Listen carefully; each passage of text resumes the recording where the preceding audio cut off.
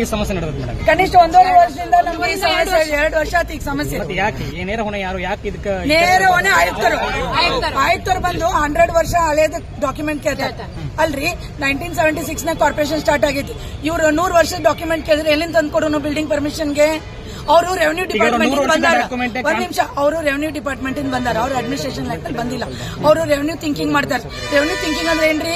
ಪ್ರತಿ ಒಂದು ಡಾಕ್ಯುಮೆಂಟ್ ಹಳೇದೆಲ್ಲ ಹುಡ್ಕೊಂಬ ಅಂತ ಹೇಳ್ತಾರೆ. ಹಳೇದ್ ಹುಡ್ಕೊಂಡು ಎಲ್ಲಿಂದ ಬರೋನು? ಸಿಟಿ ಸರ್ವೆ ಅಂತ ಕೇಳ್ತಾರೆ. ಸಿಟಿ ಸರ್ವೆ ಎಲ್ಲಿಂದ ತರಕ್ ಬರ್ತೈತಿ? 130 ವರ್ಷ ಹಳೇದ್ ಡಾಕ್ಯುಮೆಂಟ್ ತಗೊಂಡಾಗಿ ಐತೇನ್ರಿ? ಯಾರ ಕಡೆ ಇರ್ತೈತ್ರಿ? ಡಿಸಿ ಆಫೀಸ್ನಾಗಿಲ್ಲ, ಅವ್ರ ಕಡೆನೇ ಇಲ್ಲ.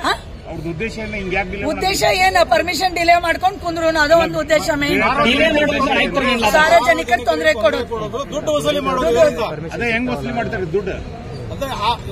ಬೇರೆ ಬೇರೆ ಪ್ಲಾನ್ ನಾನು ಅಸೋಸಿಯೇಷನ್ ಆಫ್ ಕನ್ಸಲ್ಟಿಂಗ್ ಸಿವಿಲ್ ಕೇಸ್ ಹುಬ್ಳಿನ ಅಧ್ಯಕ್ಷ.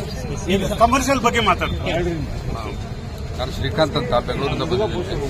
ಈ ಕಮರ್ಷಿಯಲ್ ಪರ್ಮಿಟ್ ಬಗ್ಗೆ ಸುಪ್ರೀಂ ಕೋರ್ಟ್ ಜಡ್ಜ್ಮೆಂಟ್ ಅಂತ ಇವರು ಲಿಂಕ್ ಮಾಡ್ತಾ ಇದ್ದಾರೆ. ಆಕ್ಚುಲಿ ಸುಪ್ರೀಂ ಕೋರ್ಟ್ ಜಡ್ಜ್ಮೆಂಟ್ ಇರೋದು ಈ ಕಮರ್ಷಿಯಲ್ ಪರ್ಮಿಷನ್ ಕೊಡೋದಕ್ಕೋಸ್ಕರ ಅಲ್ಲ, ಅದಿರೋದು ಲ್ಯಾಂಡ್ ಯೂಸ್ ಅನ್ನ ಚೇಂಜ್ ಮಾಡೋದು. ಅಂದ್ರೆ ಡಿ ನೋಟಿಫಿಕೇಶನ್ ಏನ್ ಮಾಡ್ತಾ ಇದ್ರಲ್ಲ ಅದು ಪ್ರಿವೆಂಟ್ ಮಾಡೋದಕ್ಕೆ 2018ರಲ್ಲಿ ವರ್ಡಿಕ್ಟ್ ಕೊಟ್ಟಿದೆ. ಅದನ್ನ ತಗೊಂಡು ಇವರು ನಮ್ಮ ಕಮರ್ಷಿಯಲ್ ಕೊಡೋದಕ್ಕೆ ಅವರು ಪ್ರಿವೆಂಟ್ ಮಾಡಿದ್ದಾರೆ ಅಂತ ನಿಲ್ಲಿಸ್ಬಿಟ್ರು. ಅದರ ಅಗೇನ್ಸ್ಟ್ ಆಲ್ರೆಡಿ ಕರ್ನಾಟಕ ಹೈಕೋರ್ಟ್ನಲ್ಲಿ ಒಂದು ಕೇಸ್ ಫೈಲ್ ಆಗಿ ಆ ಕರ್ನಾಟಕ ಹೈಕೋರ್ಟ್ ಇದನ್ನು ನೀವು ಬಿಟ್ಸ್ ಅಂಡ್ ಪೀಸಸ್ ತರ ನೋಡಬಾರ್ದು, ಇದನ್ನು ಸಮಗ್ರವಾಗಿ ನೋಡಿದಾಗ ಸಿಡಿಪಿನ ಫಾಲೋ ಮಾಡಿಬಿಟ್ಟು ನೀವು ಪರ್ಮಿಷನ್ ಕೊಡಬೇಕು ಅಂತ ಆಲ್ರೆಡಿ ಕರ್ನಾಟಕ ಹೈಕೋರ್ಟ್ ಇಂದ ಆರ್ಡರ್ ಆಗಿದೆ. ಅದು ಅಪಲೇಟ್ ಕೋರ್ಟ್ ಸುಪ್ರೀಂ ಕೋರ್ಟ್ ಕೊಟ್ಟಿದ್ದನ್ನ ನೀವು ತಪ್ಪಾಗಿ ಓದಿದ್ದೀರಾ, ಹಂಗೆ ಓದಬಾರ್ದು, ಈಗ ಓದಬೇಕು ಅಂತ ಅವರೆಲ್ಲ ಕೊಟ್ಟಿದ್ದಾರೆ. ಅದನ್ನು ಕೊಟ್ಟ ಮೇಲೂ ಕೂಡ ಇವರು ಪರ್ಮಿಷನ್ ಕೊಡ್ತಾ ಇಲ್ಲ, ಅನ್ನೆಸೆಸರ್ಲಿ ಜನರಿಗೆ ತೊಂದರೆ ಕೊಡ್ತಾ ಇದ್ದಾರೆ.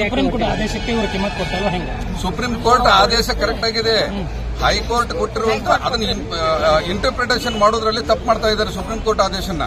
ಒಂದು ಎರಡನೇದು ಅವ್ರು ಕೊಟ್ಟಿರೋದು ಡಿ ನೋಟಿಫಿಕೇಶನ್ ಆಫ್ ಲ್ಯಾಂಡ್. ಈಗ ಸಮ್ ಏಕರ್ಸ್ ಆಫ್ ಲ್ಯಾಂಡ್ ಅನ್ನು ಡಿ ನೋಟಿಫಿಕೇಶನ್ ಮಾಡಿದ್ದಾರೆ. ಇವ್ರು ಏನ್ ಮಾಡ್ತಿದ್ದಾರೆ, ಒಂದು ಪರ್ಟಿಕ್ಯುಲರ್ ಸೈಟ್ ಅನ್ನು ಅದಕ್ಕೆ ಅಪ್ಲೈ ಮಾಡಿಬಿಟ್ಟು ನೋಡ್ತಾ ಇದ್ದಾರೆ.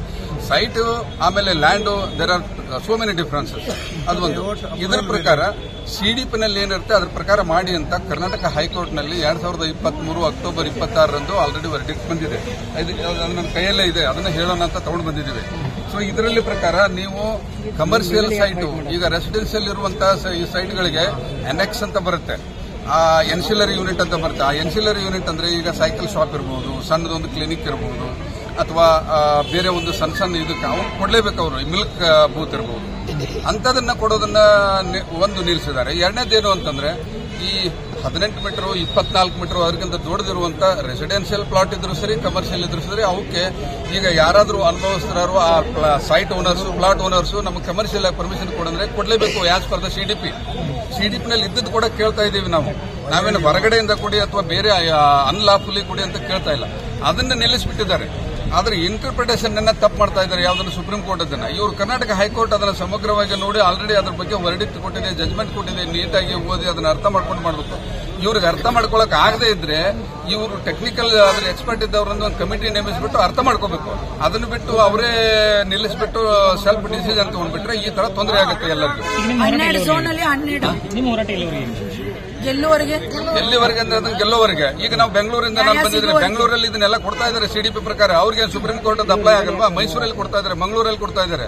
ಇದೇನು ಹುಬ್ಳಿ ಧಾರವಾಡ ಎಕ್ಸಾಮ್ಷನ್?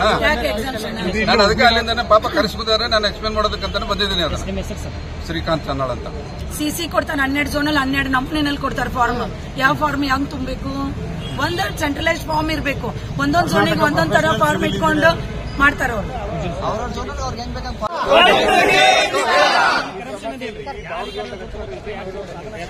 ಮೇನ್ಲಿ ಹುಬ್ಳಿ ಧಾರವಾಡ ಬೇರೆ ನೋಡಿ. ಬೆಂಗಳೂರಲ್ಲಿ ಪರ್ಮಿಷನ್ ಕರೆಕ್ಟ್ ಸಿಗ್ತಾ ಇದೆ, ಇಲ್ಲಿ ಯಾಕೆ ಸಿಗ್ತಾ ಇಲ್ಲ?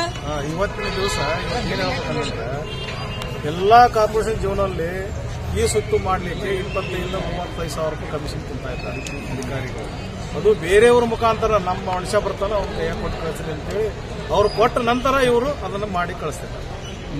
ಈ ತರ ಎಲ್ಲಾ ಜೀವನದಲ್ಲೂ ನೋಡಿದ್ರೆ ಇದು ಕಮಿಷನರ್ಗೆ ಗೊತ್ತಾಗಬೇಕು. ಕಮಿಷನರ್ ಇದಕ್ಕೆ ಕುಂತು ಏನ್ ಮಾಡ್ತಾ ಇದ್ದಾರ, ಇಲ್ಲಿ ಅಧಿಕಾರಿಗಳು ಏನ್ ಮಾಡ್ತಾ ಇದ್ದಾರ. ಸುಮಾರು ಇವತ್ತು 1.5 ವರ್ಷ ಆಯ್ತು ಈ ಸುತ್ತು ಬಂದಾಲಿಂದಲೇ ಇದು ಕೆಲಸ ನಡ್ತಾ ಇದೆ. ಇದನ್ನ ಇಮಿಡಿಯೇಟ್ಲಿ ಬಂದ್ ಮಾಡಬೇಕು. ಇದ್ರ ಬಗ್ಗೆ ಆಕ್ಷನ್ ತಗೋಬೇಕು. ಧಿಕ್ಕಾರ ಧಿಕ್ಕಾರ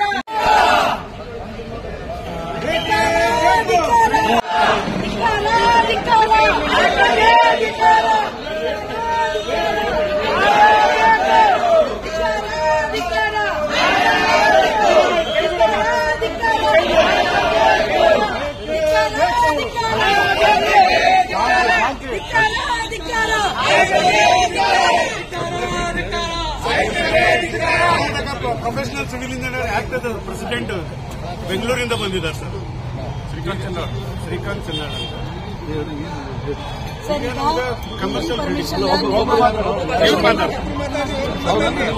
ಕಮರ್ಷಿಯಲ್ ಬಗ್ಗೆ ನಾನು ಮಾತಾಡ್ತೇನೆ ಸರ್. ಈಗ ಈ ಸುಪ್ರೀಂ ಕೋರ್ಟ್ ಜಡ್ಜ್ಮೆಂಟ್ ಮುಂದಿಟ್ಕೊಂಡು ಕೊಡ್ತಾ ಇರೋದು ತಪ್ಪು. ಅಲ್ಲಿ ಇಂಟರ್ಪ್ರಿಟೇಷನ್ ತಪ್ಪಾಗಿ ಮಾಡಿದ್ದಾರೆ ಅಂತ ಕರ್ನಾಟಕ ಹೈಕೋರ್ಟ್ ಜಡ್ಜ್ಮೆಂಟ್ 2023 ಅಕ್ಟೋಬರ್ನಲ್ಲಿ ಬಂದಿದೆ. ಅದರಲ್ಲಿ very clearly they have mentioned commercial permission ಎಲ್ಲಿ ಕೊಡಬೇಕು ಏನು ಅಂತ ಈ ಜಡ್ಜ್ಮೆಂಟ್ನಲ್ಲಿ ಬಹಳ ಕ್ಲಿಯರ್ ಆಗಿದೆ. ಅದನ್ನ ಇನ್ನೂ ಇಂಪ್ಲಿಮೆಂಟ್ ಮಾಡೋಕ್ಕಾಗ್ತಿಲ್ಲ. ಈಗ ನಮ್ಮ ಮೈಸೂರಲ್ಲಿ ಕೊಡ್ತಾ ಇದ್ದಾರೆ, ನಮ್ಮ ಬೆಂಗಳೂರಲ್ಲಿ ಕೊಡ್ತಾ ಇದ್ದಾರೆ, ಮಂಗಳೂರಲ್ಲೂ ಕೊಡ್ತಾ ಇದ್ದಾರೆ.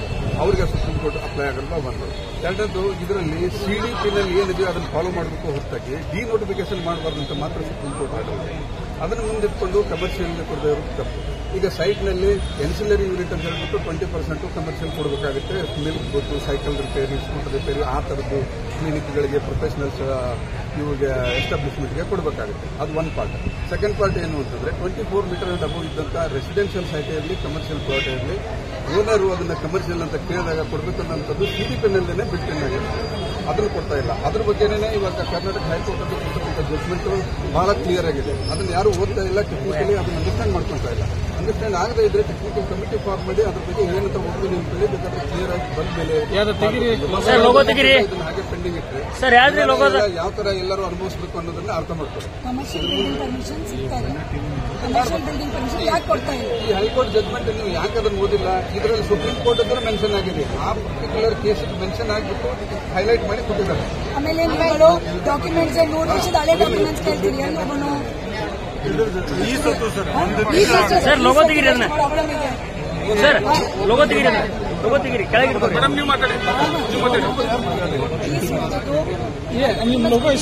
ಲೋಗೋ ತೆಗೀರಿ ಸರ್. ಲೋಗೋ ಈಗ ಯಾಕ್ರಿ ಸರ್? ಅದ ಡಿಪಾರ್ಟ್ಮೆಂಟ್ ಇಂದ ಏನೇ ಡಾಕ್ಯುಮೆಂಟ್ಸ್ ಬೇಕು, ಸಿಟಿ ಸರ್ವೆಯಿಂದ ಏನೇನು ಬೇಕು ಅದೆಲ್ಲ ವಾಯ್ಸ್ ಬೇಕಾದ್ರೆ ಕೆಳಗೆ ಹಿಡ್ಕೋರಿ. ನಮ್ಗೆ ಒಂದು ಸೆಟ್ ಆಫ್ ಡಾಕ್ಯುಮೆಂಟ್ಸ್ ಇದೆ. ಈ ಸ್ವತ್ತು ಕೊಡುವಾಗ ಎಷ್ಟು ಪ್ರಾಬ್ಲಮ್ ಮಾಡಿ, ಎಷ್ಟು ತಿಂಗಳಂಗಟ್ಲೆ ಕಾಡಿ ಈ ಸ್ವತ್ತನ್ನ ಎಷ್ಟು ಬೇರೆ ಏಜೆಂಟ್ಸ್ ಉಟ್ಕೊಂಡ್ಬಿಟ್ಟಿದ್ದಾರೆ ಈ ಸ್ವತ್ತು ಕೊಡ್ಸ್ಲಿಕ್ಕೆ ಅಂತ. ನಾವು ಎಲ್ಲ ಇಂಜಿನಿಯರ್ಸ್ ಬಿಲ್ಡಿಂಗ್ ಪರ್ಮಿಷನ್ ಹಾಕಿದ್ರೆ 20 ಕೋಟಿ ರೂಪಾಯಿ ನಾವು ನಿಮ್ಗೆ ಫಂಡ್ಸ್ ಕೊಡ್ತಾ ಇದ್ದೀವಿ. ನಾವು ಎಲ್ಲ ಬಿಲ್ಡಿಂಗ್ ಪರ್ಮಿಷನ್ ದುಡ್ಡನ್ನೆಲ್ಲ ತಂದು ಪ್ರತಿಯೊಂದು ಫ್ಲಾಟ್ ಇಲ್ಲ ನಾವು ಕಲೆಕ್ಟ್ ಮಾಡಿ ಅಷ್ಟು ನಾವೆಲ್ಲ ತಂದು ಕೊಡೋದು ಇಂಜಿನಿಯರ್ಸ್. ನಾವು ಇಂಜಿನಿಯರ್ಸ್ ಬದುಕಲಿಲ್ಲ ಅಂದ್ರೆ ನಮ್ಮ ಲೇಬರ್ಸ್ ಹೆಂಗ್ ಬದುಕ್ತಾರೆ, ನಮ್ಮ ಕಂಪ್ನಿನವ್ರು ಎಲ್ಲಿ ಹೋಗ್ತಾರೆ, ನಮ್ಮ ಟೈಲ್ಸ್ ಮೇಸ್ಟ್ರೀಸ್ ಎಲ್ಲಿ ಹೋಗ್ತಾರೆ, ಅವ್ರಿಗೆಲ್ಲ ಏನು ನೀವು ಉತ್ತರ ಕೊಡ್ತೀವಿ? ನಾವು ಯಾಕೆ ನೀವು ಬಿಲ್ಡಿಂಗ್ ಪರ್ಮಿಷನ್ ಕಮರ್ಷಿಯಲ್ ಕೊಡ್ತಾ ಇಲ್ಲ? ನೀವು ಯಾಕೆ ಅದನ್ನು ಪೆಂಡಿಂಗ್ ಇಟ್ಕೊಂಡು? ಅದು ಒಂದನೇದು. ಎರಡನೇದು, ಬಾಟಲ್ ಲ್ಯಾಂಡ್ ಅಲ್ಲಿ PT ಶೀಟ್ ಇಲ್ಲ. PT ಶೀಟ್ ಇಲ್ಲ ಅಂದಾಗ ನೀವು ಒಂದು ಸರ್ವೇರ್ ಮೇಲೆ ಅಪಾಯಿಂಟ್ ಮಾಡಿ PT ಶೀಟ್ ರೆಡಿ ಮಾಡಿಸ್ಬೇಕು. ಇಲ್ಲ ನಮ್ಮ ಇಂಜಿನಿಯರ್ಸ್ಗಾದ್ರೂ ನೀವು ಸೈಟ್ ಪ್ಲಾನ್ ರೆಡಿ ಮಾಡಿ ಕೊಡ್ರಿ ಅಂತ ಅದನ್ನಾದ್ರೂ ನೀವೇನು ಅದನ್ನೂ ಮಾಡ್ತಾ ಇದ್ದೀವಿ. ಆಮೇಲೆ 12 ಝೋನ್ ಅಂದ್ರೆ 12 ನಮೂನೆ CC ಫಾರ್ಮ್ ಇಟ್ಟಿದೆ. ಒಂದು ನಮೂನೆ ಫಾರ್ಮ್ಯಾಟ್ ಇಡ್ರಿ, 12 ನಮೂನೆ ಫಾರ್ಮ್ಯಾಟ್ ಇದ್ರೆ ಒಂದೊಂದು ಝೋನ್ ಅಲ್ಲಿ ಒಂದೊಂದು ತರ ಇದ್ರೆ ನಾವ್ ಹೆಂಗ್ ಮಾಡೋಣ? ದಿನ ಹೊಸ ಡಾಕ್ಯುಮೆಂಟ್ ಕೇಳ್ತೀವಿ. ಆಮೇಲೆ HDMC ಲಿಮಿಟ್ ಯಾಕೆ ಫಿಕ್ಸ್ ಮಾಡ್ತಾ ಇಲ್ಲ? ಸರ್, ಇದ್ರ ಬಗ್ಗೆ ನಾನು ಮಾತಾಡ್ತೇನೆ. CDPನಲ್ಲಿ ಏನಾಗುತ್ತೆ ಅದನ್ನ ಆಟೋಮೆಟಿಕಲಿ ನಮ್ಮ ಬೇರೆ ಇದರಲ್ಲಿ ಅದನ್ನ ತಾಲೂಕಿನಲ್ಲಿ ಅಳವಡಿಸ್ಕೊಳ್ತಾರೆ. ಇಲ್ಲಿ ಯಾಕೆ ಅದಾಗ್ತಾ ಇಲ್ಲ ಅಂದ್ರೆ ನಮ್ಮ ಇದೀಗ ಬಿಗ್ ಸರ್ಪ್ರೈಸ್. ಆಮೇಲೆ ಸರ್ ಇನ್ನೊಂದು ಮೇಜರ್ ಸರ್ವರ್ ನಿರ್ಮಾಣ್ ಸರ್ವರ್ ನಿಮಗೆ ಇಡೀ ಕರ್ನಾಟಕ ಮತ್ತೆ ಸೆಕ್ಟರಿ ಅದೇನಾದ್ರೂ ಅಪ್ಲೋಡ್ ಆಗುತ್ತೆ ಅನ್ಸುತ್ತೆ, ಬೇಕಾ ಬೇರೆ ಸಿಗ್ತಾನೆ ಇರುತ್ತೆ. ಸರ್ವರ್ ಸಿಕ್ಕಿಲ್ಲ ಅಂತ ನಮಗೆ ನೀವು ಡಿವಿಷನ್ ವೈಸ್ ಸರ್ವರ್ ಕೊಡಿ. ಬೆಳಗಾಂ ಡಿವಿಷನ್ ಇಲ್ಲ, ಅಟ್ಲೀಸ್ಟ್ ನಾರ್ತ್ ಕರ್ನಾಟಕ ಒಂದು ಬೇರೆ ಸರ್ವರ್ ಕೊಡ್ರಿ.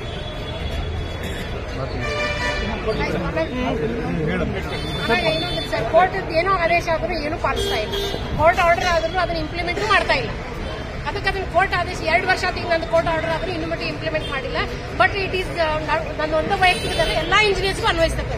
ಸೊ ಕೋರ್ಟ್ ಆರ್ಡರ್ ಏನಿದೆ ಅದನ್ನು ಓದ್ಕೊಂಡು ಗೊತ್ತಾಗಿಲ್ಲ ಅಂದ್ರೆ ಲೀಗಲ್ ಸೆಲ್ ಕಳಿಸಿ ಅದ್ರ ಮುಂದಿನ ಕ್ರಮ ತಗೋಬೇಕಂತ ಕೇಳ್ಕೊತಾ ಇದ್ದೀನಿ. ಟೆಕ್ನಿಕಲ್ ಒಂದು ಕಮಿಟಿ ಮಾಡ್ರಿ, ಟೆಕ್ನಿಕಲ್ ಅಡ್ವೈಸರಿ ಒಂದು ಕಮಿಟಿ ಮಾಡಿ, ಸಿವಿಲ್ ಇಂಜಿನಿಯರ್ಸ್ ನ ತಗೋರಿ, ಎಕ್ಸ್ಪರ್ಟ್ ಸಿವಿಲ್ ಇಂಜಿನಿಯರ್ಸ್ ನ ತಗೊಂಡು ಒಂದು ಟೆಕ್ನಿಕಲ್ ಅಡ್ವೈಸರಿ ಕಮಿಟಿ ಮಾಡಿ ಆ ಕಮಿಟಿ ಕಡೆಯಿಂದ ಸಜೆಷನ್ಸ್ ಆದ್ರೂ ತಗೋಬೇಕು. ಇಂಜಿನಿಯರ್ಸ್ ಸಾಹೇಬ್ರಿಗೆ ಹೋಗಿ ಹೇಳ್ಕೊಂಡು ಹೇಳ್ಕೊ ಹೋಗಂತ ಸಾಹೇಬ್ರಿಗೆ ಹೋಗಿ ಅಲ್ಲ ಇಂಜಿನಿಯರ್ಸ್ ಕೈಯ ಒಂದು ಮಾತು ಕೇಳಂಗಿಲ್ಲ ಟೇಪ್ ನಾವ ತರ್ಬೇಕಂತ ಒಬ್ಬರು ಇಂಜಿನಿಯರ್ ಕರೆದು ಕೇಳ್ರಿ ಟೇಪ್ ಐತನ ಅಂತ ಕೇಳ್ರಿ ಮುಂಜಾನೆ 8 ಗಂಟೆಗೆ ಫೋನ್ ಮಾಡಿ ಟೇಪ್ ತುಂಬ ಅಂತಾನ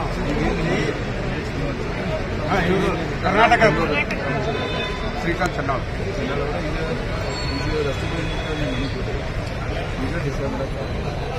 ಯಾವಾಗ